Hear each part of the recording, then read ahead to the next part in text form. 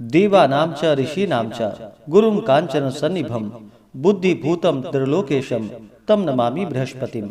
जय श्री बृहस्पति देव। जय श्री राधे कृष्ण। आप सभी का आपके अपने YouTube channel BK Mishra present में बहुत बहुत स्वागत है। आइए आज आप सब सुनेंगे बृहस्पतिवार व्रत की कथा और अंत में सुनेंगे बृहस्पति देव जी की आरती। प्रत्येक गुरुवार को भगवान बृहस्पति देव का जो कि केले के वृक्ष के नीचे बैठ करके पूजन किया जाता है। जो भी भक्त सच्ची श्रद्धा के साथ नियम और निष्ठा के साथ बृहस्पतिवार का व्रत करते हैं, भगवान बृहस्पति देव का पूजन करते हैं, इस व्यक्ति को सभी प्रकार के धन और धान्य की प्राप्ति होती है, विद्या का लाभ होता है। स्त्रियों के लिए यह व्रत जो कि अति आवश्यक माना गया है। इस व्रत को स्त्री या पुरुष कोई भी धारण कर सकते हैं।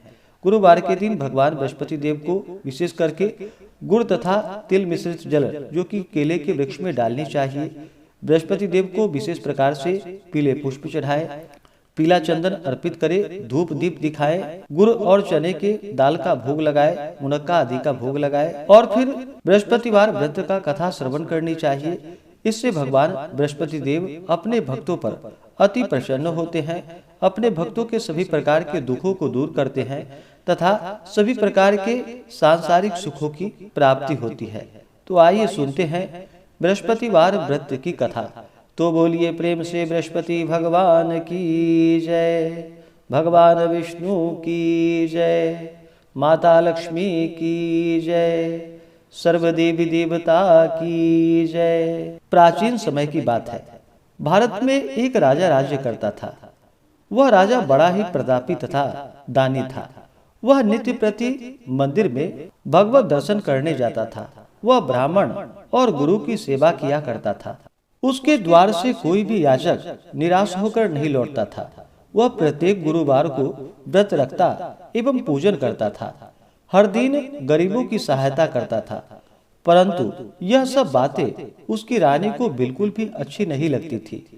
वह न तो व्रत करती थी और न ही किसी को एक पैसा दान में देती थी। वह राजा से भी ऐसा करने को मना किया करती थी। एक समय की बात है कि राजा शिकार खेलने वन को चले गए। घर पर रानी और दासी थी। उस समय भगवान बृहस्पति देव साधु का रूप धारण कर राजा के दरवाजे पर भिक्षा मांगने आए। साधु ने रानी से भिक्षा मांगी तो वह कहने लगी कि हे साधु महाराज, मैं इस दान और पुण्य से तंग आ गई हूँ। इस कार्य के लिए तो मेरे पतिदेव ही बहुत हैं। अब आप ऐसी कृपा करें कि सारा धन नष्ट हो जाए तथा मैं आराम से रह सकूं। साधु रूपी बृहस्पति देव ने कहा कि हे देवी, तुम बड़ी विचित्र हो। संतान और धन से कोई दुखी नहीं होता है, इसको सभी चाहते हैं। पापी भी पुत्र और धन की इच्छा करता है। अगर तुम्हारे पास धन अधिक है तो भूखे मनुष्यों को भोजन कराओ, प्याऊ लगवाओ, ब्राह्मणों को दान दो, धर्मशालाएं बनवाओ, कुआं, तालाब, बावड़ी, बाग बगीचे आदि का निर्माण कराओ तथा निर्धनों की कुंवारी कन्याओं का विवाह करवाओ, साथ ही यज्ञादि करो। इस प्रकार के कर्मों से आपके कुल का और आपका नाम परलोक में भी सार्थक होगा एवं तुम्हें भी स्वर्ग की प्राप्ति होगी। परंतु रानी साधु की इन बातों से खुश ना हुई। उसने कहा कि हे साधु महाराज, मुझे ऐसे धन की आवश्यकता नहीं जिसको मैं अन्य लोगों को दान देती फिरूं तथा जिसको रखने और संभालने में ही मेरा सारा समय नष्ट हो जाए। साधु ने कहा कि हे देवी, यदि तुम्हारी ऐसी ही इच्छा है तो जैसे मैं तुम्हें बताता हूँ तुम वैसा ही करना। बृहस्पतिवार के दिन घर आंगन को गोबर से लीपना, अपने केशों को पीली मिट्टी से धोना, केशों को धोते समय स्नान करना, राजा से कहना वह हजामत करवाए, भोजन में मांस मदिरा खाना, कपड़े धोबी के यहाँ धुलने देना। इस प्रकार 7 बृहस्पतिवार करने से तुम्हारा सारा धन नष्ट हो जाएगा। यह कहकर साधु महाराज रूपी बृहस्पति देव वहां से अंतर ध्यान हो गए। रानी ने साधु के ऐसे कहने के अनुसार 7 बृहस्पतिवार तक वैसा ही किया और फिर केवल 3 ही बृहस्पतिवार बीते थे कि उसकी समस्त धन और संपत्ति नष्ट हो गई। भोजन के लिए दोनों समय परिवार तरसने लगा तथा सांसारिक भोगों से दुखी रहने लगा। तब राजा रानी से कहने लगा कि हे रानी, तुम यहाँ पर रहो, मैं दूसरे देश को जाता हूँ, क्योंकि यहाँ पर मुझे सभी मनुष्य जानते हैं, इसलिए मैं यहाँ पर कोई काम नहीं कर सकता। अब मैं परदेश जा रहा हूँ, वहाँ कोई काम धंधा करूँगा, शायद हमारे भाग्य बदल जाए। ऐसा कहकर राजा परदेश को चला गया। वह वहाँ जंगलों से लकड़ियाँ काट कर लाता और शहर में बेचता था। इस तरह जीवन व्यतीत करने लगा। उधर राजा के बिना रानी और दासियां दुखी रहने लगी। किसी दिन भोजन मिलता और किसी दिन जल पीकर ही रह जाती थी। एक समय रानी और दासियों को 7 दिन बिना भोजन के व्यतीत करना पड़ा। तो रानी ने अपनी दासी से कहा कि हे दासी, यहाँ पास ही के नगर में मेरी बहन रहती है, वह बड़ी धनवान है, तू उसके पास जा और वहां से 5 सेर बेझर मांग कर ले आ, जिससे कुछ समय के लिए गुजारा हो जाएगा। दासी रानी की बहन के पास गई। रानी की बहन उस समय पूजा कर रही थी। बृहस्पतिवार का दिन था। दासी ने रानी की बहन से कहा कि हे रानी, मुझे आपकी बहन ने भेजा है, मुझे 5 सेर बेझर दे दो। दासी ने यह बात अनेकों बार कही, परंतु रानी की बहन ने कोई उत्तर नहीं दिया, क्योंकि वह उस समय बृहस्पतिवार की कथा सुन रही थी। जब दासी को रानी की बहन से कोई उत्तर ना मिला तो वह बहुत दुखी हुई। उसे क्रोध भी आया। वह लौटकर रानी से जाकर बोली कि हे रानी, आपकी बहन बहुत ही घमंडी है, वह छोटे लोगों से बात भी नहीं करती। मैंने उससे कहा तो उसने कोई उत्तर नहीं दिया, मैं वापस चली आई।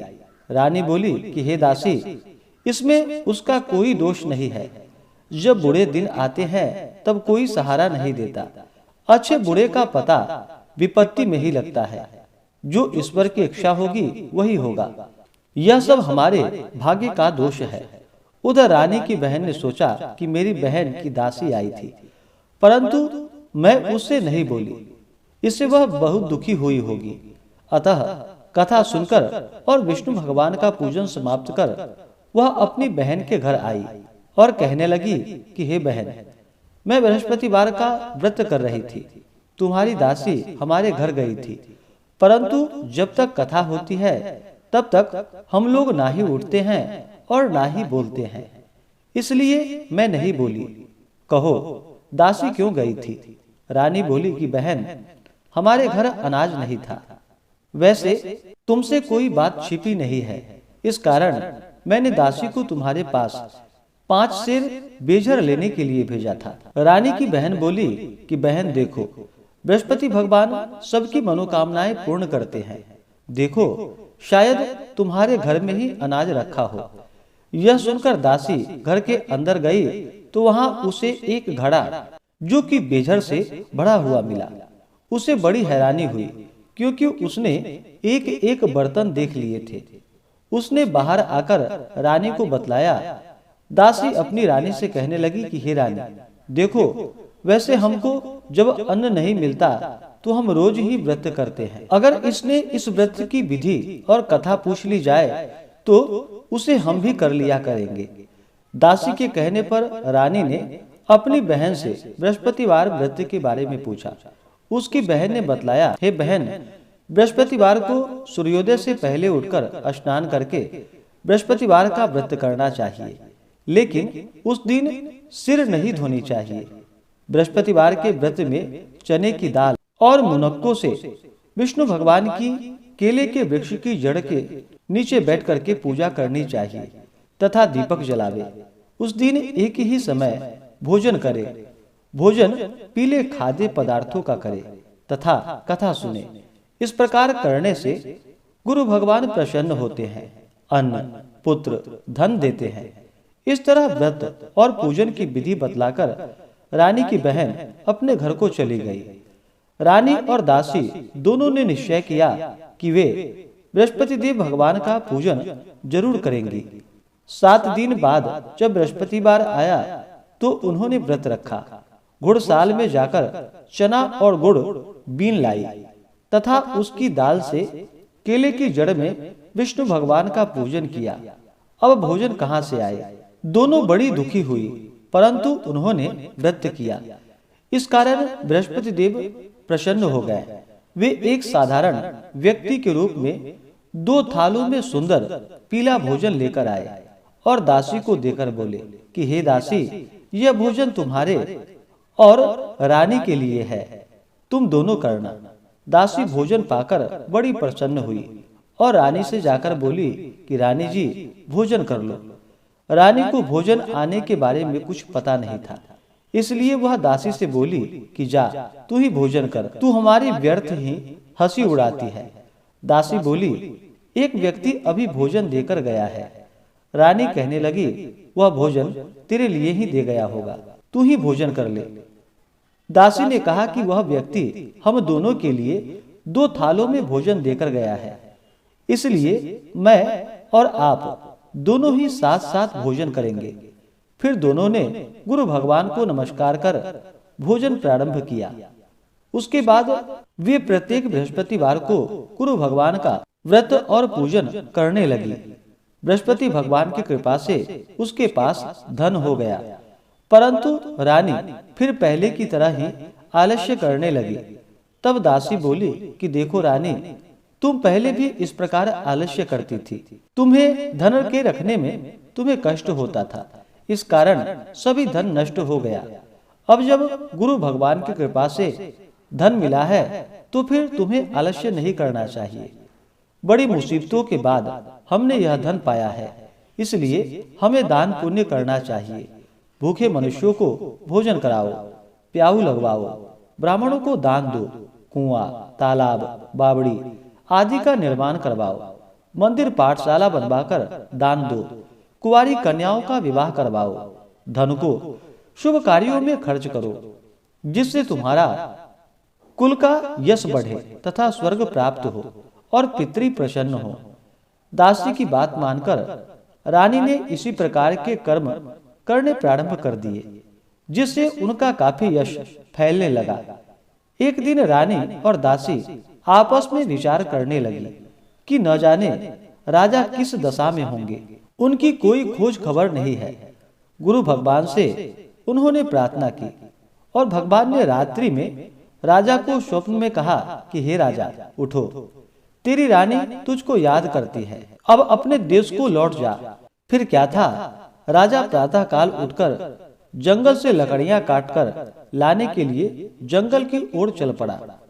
जंगल से गुजरते हुए वह सोचने लगा, रानी की गलती से कितने दुख भोगने पड़े। राजपाट छोड़कर उसे जंगल में आकर रहना पड़ा। जंगल से लकड़ियां काटकर उन्हें बेचकर गुजारा करना पड़ा।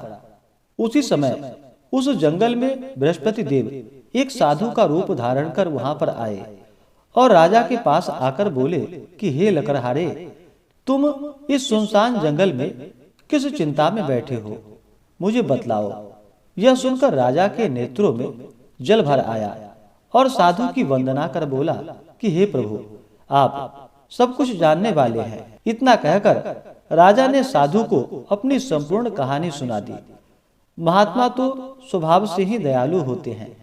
वे राजा से बोले कि हे राजा, तुम्हारी पत्नी ने बृहस्पति देव के प्रति अपराध किया था, जिसके कारण तुम्हारी यह दशा हुई। अब तुम किसी प्रकार की चिंता मत करो, भगवान तुम्हें पहले से भी अधिक धन देंगे। देखो, तुम्हारी पत्नी ने बृहस्पतिवार का व्रत करना प्रारंभ कर दिया है। अब तुम भी बृहस्पतिवार का व्रत करके चने के दाल व गुड़ और जल को लोटे में डालकर केले के पत्ते से भगवान विष्णु का पूजन करो। फिर कथा कहो या सुनो, भगवान तुम्हारी सभी कामनाओं को पूर्ण करेंगे। साधु को प्रसन्न देखकर राजा बोला कि हे प्रभु, मुझे लकड़ी बेचकर इतना पैसा नहीं बचता जिससे भोजन करने के उपरांत कुछ बचा सकूं। मैंने रात्रि में अपनी रानी को व्याकुल देखा है। मेरे पास कोई साधन नहीं है जिससे समाचार जान सकूं। फिर मैं बृहस्पतिवार की कौन सी कहानी कहूं या सुनूं, मुझको तो कुछ भी मालूम नहीं है। साधु ने कहा कि हे राजा, तुम किसी बात की चिंता मत करो। बृहस्पतिवार के दिन तुम रोजाना की तरह लकड़ियां लेकर शहर में जाओ। तुम्हें रोज से 2 गुना धन प्राप्त होगा। जिससे तुम भली भांति भोजन कर लोगे तथा बृहस्पति देव की पूजा का सामान भी आ जाएगा। अब सुनते हैं बृहस्पतिवार व्रत की कथा। प्राचीन काल में एक बहुत ही निर्धन ब्राह्मण था। उसकी कोई संतान ना थी। वह नित्य पूजा पाठ करता, परंतु उसकी स्त्री बहुत मलिनता के साथ रहती थी। वह ना ही स्नान करती थी और न किसी देवता का पूजन करती थी। प्रातः काल उठते ही सर्वप्रथम भोजन करती, बाद में कोई अन्य कार्य करती। ब्राह्मण देवता बहुत दुखी रहते थे। पत्नी को बहुत समझाते, किंतु उसका कोई परिणाम ना निकलता।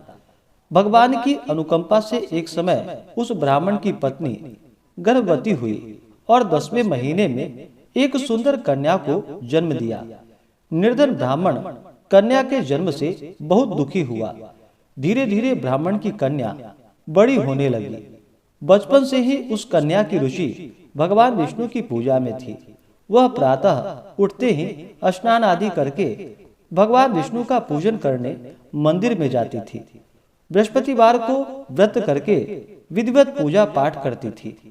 पूजा पाठ के बाद वह पढ़ने के लिए पाठशाला में चली जाती थी।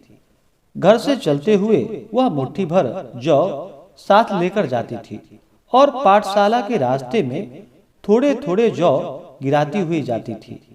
जब वह पाठशाला से घर लौटती तो जौ के वह दाने जो कि सोने में बदले हुए उसको मिलते। लड़की सभी सोने के दाने बीन लाती थी। एक दिन जब वह सोने के दानों को साफ कर रही थी तो उसकी माँ ने कहा, बेटी, सोने के दाने साफ करने के लिए सोने का सूप भी तो होना चाहिए। अगले दिन बृहस्पतिवार था। उसने भगवान बृहस्पति देव की पूजा करते हुए उनसे प्रार्थना की कि हे भगवान, यदि मैंने आपका व्रत विधिवत किया हो तो मुझे सोने का सूप दे दो। भगवान बृहस्पति देव ने उसकी मनोकामना पूरी करने का वचन दिया। पाठशाला से लौटते समय उसे रास्ते में सोने का सूप पड़ा हुआ मिला। घर लौटकर सोने का सूप अपनी माँ को दिखाकर वह सोने के दाने साफ करने लगी। उसी समय नगर का राजकुमार उसके घर के पास से गुजरा। उस सुंदर लड़की को सोने के सूप में जौ साफ करते हुए देखकर राजकुमार उस पर मोहित हो गया। महल में लौटकर राजकुमार ने राजा से उस लड़की से विवाह करने की इच्छा प्रकट की। तो राजा ने ब्राह्मण को महल में बुलाकर राजकुमार से लड़की की विवाह की बात कही। ब्राह्मण तैयार हो गया और फिर धूमधाम से उस लड़की का विवाह राजकुमार से हो गया। दुल्हन बनकर ब्राह्मण की लड़की महल में चली गई। लड़की के चले जाने से ब्राह्मण फिर निर्धन हो गया। उसे कई कई दिन भोजन भी नहीं मिलता था। बहुत दुखी होकर ब्राह्मण एक दिन अपनी लड़की के पास गया। अपने पिता से निर्धनता का समाचार सुनकर उसे बहुत सा धन देकर पिता को विदा किया।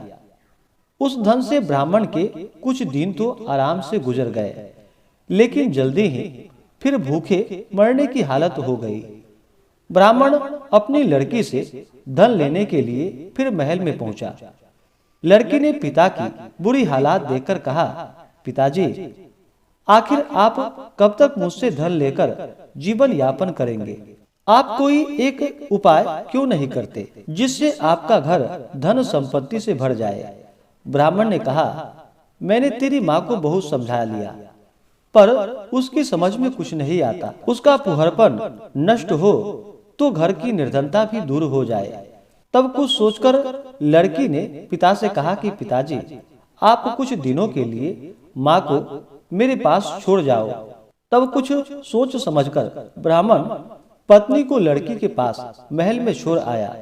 लड़की ने अपनी माँ से कहा कि माँ, तुम कल प्रातः उठकर स्नान आदि करके भगवान बृहस्पति देव, भगवान विष्णु की पूजा अवश्य करना।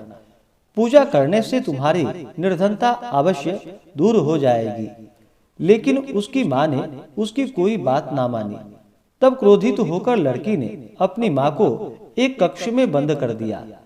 सूर्योदय के समय माँ को उठाकर जबरदस्ती उसे स्नान करवाया और फिर मंदिर में ले जाकर भगवान बृहस्पति देव की पूजा करवाई। कुछ दिनों तक ऐसा करने से माँ की बुद्धि में परिवर्तन हुआ और वह स्वयं बृहस्पतिवार का व्रत रखने लगी। उसके व्रत रखने से ब्राह्मण के घर में भगवान विष्णु की अनुकंपा से धन की वर्षा होने लगी। दोनों पति पत्नी धन संपत्ति पाकर आनंद पूर्वक जीवन यापन करते हुए विष्णु धाम को चले गए। और उस लकड़हारा बने राजा ने उन साधु से भगवान बृहस्पति देव की यह कथा सुनकर बृहस्पतिवार का व्रत करके भगवान विष्णु की पूजा की। उस दिन से उसके सभी क्लेश दूर हो गए। लेकिन अगले बृहस्पतिवार को कामकाज में अधिक व्यस्त रहने के कारण उसने भगवान बृहस्पति देव जी का व्रत नहीं किया। भगवान बृहस्पति देव लकड़हारे से क्रोधित हो गए और उसे भूल की सजा दी। उस दिन नगर के राजा ने नगर में घोषणा करके सबको सूचित किया कि प्रत्येक नागरिक मेरे महल में भोजन करने आए। जो नहीं आएगा उसे अपराधी मानकर भारी दंड दिया जाएगा। लकड़हारा बने राजा ने उस नगर के राजा की घोषणा तो सुन ली, लेकिन जंगल से लकड़ी काटकर लाने और उन्हें बेचने में देर हो जाने के कारण वह समय पर महल में भोजन करने नहीं जा सका। अतः राजा के सैनिक लकड़हारे को पकड़कर महल में ले गए। राजा ने उसे महल में एक कक्ष में बैठाकर भोजन कराया। उस कक्ष में एक खूंटी पर रानी का सोने का हार लटका हुआ था। लकड़हारा अकेला उस कक्ष में भोजन कर रहा था। तभी उसने एक आश्चर्यजनक घटना घटती हुई देखी। देखते ही देखते वह खूंटी हार को निगल गई। थोड़ी देर बाद राजा ने हार गायब देखा तो लकड़हारे को कारावास में डलवा दिया। लकड़हारा मन ही मन अपने भाग्य को कोसने लगा। तभी उसे जंगल में मिले साधु का स्मरण हो आया। थोड़ी देर में भगवान बृहस्पति देव सन्यासी के रूप में उसके सामने प्रकट हुए और कहा कि हे लकड़हारे, तूने भगवान बृहस्पति देव की पूजा नहीं की, इसी कारण तुम्हें कष्ट हुआ है। लेकिन अब चिंता मत करो। बृहस्पतिवार के दिन कारागार के दरवाजे पर तुम्हें कुछ पैसे पड़े हुए मिलेंगे। उन पैसों से भगवान बृहस्पति देव का व्रत करके उनकी पूजा करोगे तो तुम्हारे सब दुख नष्ट हो जाएंगे। बृहस्पतिवार के दिन दरवाजे पर पड़े मिले पैसे से चने और गुड़ मंगवाकर लकड़हारे ने बृहस्पतिवार की कथा कही तो भगवान बृहस्पति देव ने प्रसन्न होकर उस नगर के राजा को स्वप्न में लकड़हारे को कारागार से मुक्त करने को कहा। सुबह राजा ने अपने कक्ष में आकर देखा तो खूंटी पर रानी का हार टंगा हुआ पाया। राजा ने लकड़हारे को मुक्त कर दिया और उसे धन और आभूषण आदि देकर विदा किया। लकड़हारा बना राजा उस नगर से चलकर अपने नगर में पहुंचा तो उस नगर में कुएं, धर्मशालाएं, बाग बगीचे देखकर बहुत प्रसन्न हुआ। राजा ने किसी से पूछा कि ये कुएं, धर्मशालाएं किसने बनवाई है। सबने उसे बतलाया कि ये सब रानी और उसकी दासी ने बनवाए हैं। राजा महल में पहुंचा तो रानी ने उसका भव्य स्वागत किया।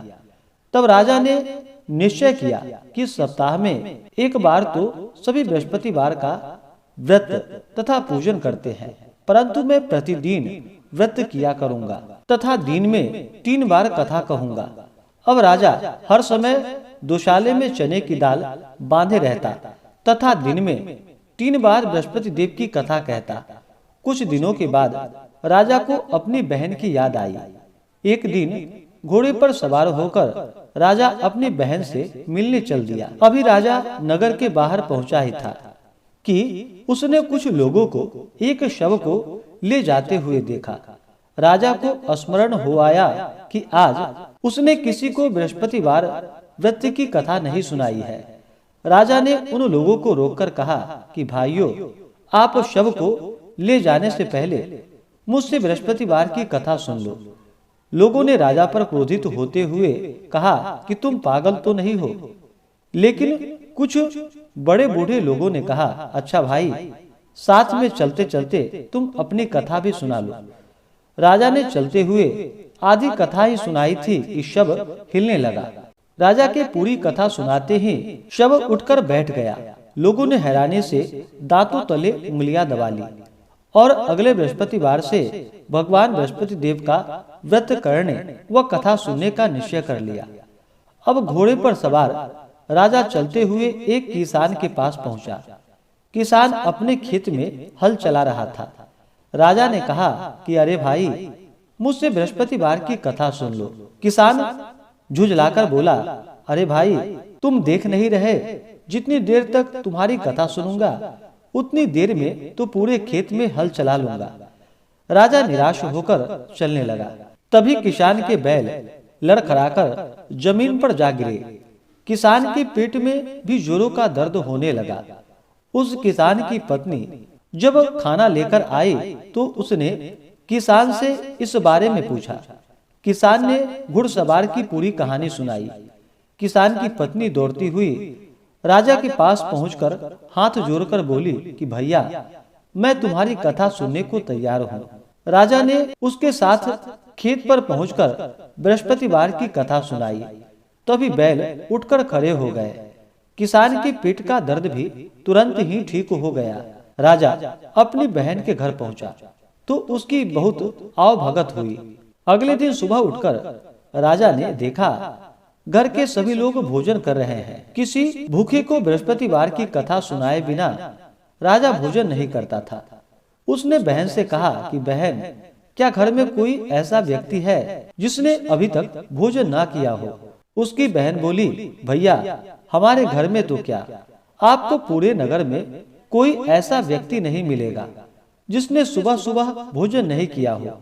तब राजा ने बहन के घर से निकलकर उस नगर में बिना भोजन किए व्यक्ति की तलाश की। एक गरड़िए के घर में उसका बेटा बीमार होने के कारण भूखा रह गया था। राजा ने उसको जाकर बृहस्पतिवार की कथा सुनाई। कथा सुनते सुनते गरड़िए का बीमार बेटा बिल्कुल ठीक हो गया। सबने राजा की बहुत प्रशंसा की।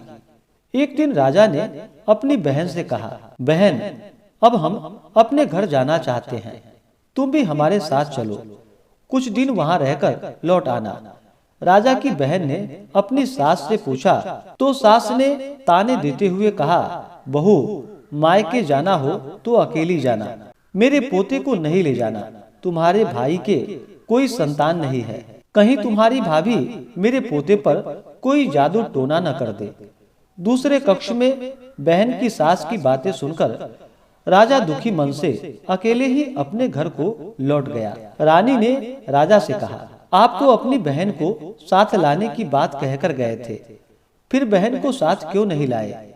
तब राजा ने दुखी होते हुए कहा, रानी, हम निसंतान हैं, इसलिए कोई हमारे घर आना पसंद नहीं करता है। रानी ने राजा को समझाया कि हे प्राणनाथ, हमें बृहस्पति देव ने सब कुछ दिया है, अब भगवान बृहस्पति देव हमें संतान भी अवश्य देंगे। बृहस्पतिवार को विधिवत व्रत करते हुए राजा रानी ने भगवान बृहस्पति देव से संतान के लिए प्रार्थना की। कुछ दिनों के बाद उन्होंने स्वप्न में दर्शन देते हुए कहा, हे राजन, तेरी मनोकामना अवश्य पूरी होगी। एक सप्ताह बाद ही रानी गर्भवती हो गई। 10वें महीने में रानी ने एक सुंदर पुत्र को जन्म दिया। राजा रानी जीवन पर्यंत बृहस्पतिवार का व्रत करते रहे। उनके घर में धन की वर्षा होती रही। इस तरह आनंद पूर्वक जीवन यापन करते हुए राजा रानी भगवान बृहस्पति देव की अनुकंपा से मोक्ष को प्राप्त करके सीधे वैकुंठ धाम को पहुंच गए। बृहस्पतिवार को विधिवत व्रत करके जो स्त्री पुरुष भगवान बृहस्पति देव की पूजा करते हैं तो भगवान उनकी सभी मनोकामनाएं अवश्य ही पूर्ण करते हैं। तो बोलिए प्रेम से भगवान बृहस्पति देव की जय। अब आइए सुनते हैं बृहस्पति देव जी की आरती। ओम जय बृहस्पति देवा, स्वामी जय बृहस्पति देवा, छिन छिन भोग लगाऊं, छिन छिन भोग लगाऊं, कदली फल मेवा। ओम जय बृहस्पति देवा, तुम पूर्ण परमात्मा, तुम अंतर्यामी, स्वामी तुम अंतर्यामी। जगत पिता जगदीश्वर, जगत पिता जगदीश्वर, तुम सबके स्वामी, ओम जय बृहस्पति देवा। चरणामृत निज निर्मल, सब पातक हरता, स्वामी सब पातक हरता। सकल मनोरथ दायक, सकल मनोरथ दायक, कृपा करो भरता, ओम जय बृहस्पति देवा। तन मन धन अर्पण कर, जो जन शरण परे, स्वामी जो जन शरण परे।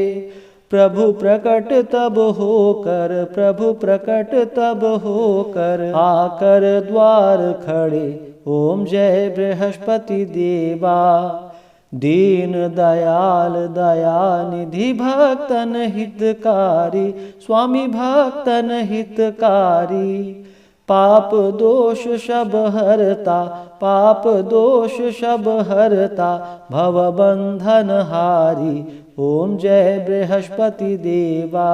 सकल मनोरथ दायक, सब संशय हारी, स्वामी सब संशय हारी। विषय विकार मिटाओ, विषय विकार मिटाओ, संतन सुखकारी, ओम जय बृहस्पति देवा। जो कोई आरती तेरी प्रेम सहित गावे, स्वामी प्रेम सहित गावे। ज्येष्ठानंद आनंद सो निश्चय ही पावे, ओम जय बृहस्पति देवा, ओम जय बृहस्पति देवा। तो बोलिए प्रेम से भगवान बृहस्पति देव की जय, भगवान विष्णु की जय, माता लक्ष्मी की जय, सर्वदेवी देवता की जय। तो आशा करता हूँ कि यह कथा और आरती आपको अच्छा लगा हो। इसी प्रकार से ज्ञानवर्धक जानकारियाँ प्राप्त करते रहने के लिए, कथा को सुनने के लिए, व्रत पूजा के बारे में जानने के लिए चैनल पे अगर आप नए हैं तो चैनल को लाल बटन दबा करके सब्सक्राइब करें, साथ में बेल आइकन घंटी को दबाएं ताकि वीडियो का नोटिफिकेशन आपको समय से मिलता रहे। वीडियो को लाइक करें, शेयर करें। सुखी रहें और स्वस्थ रहें। जय श्री राधे कृष्ण। धन्यवाद।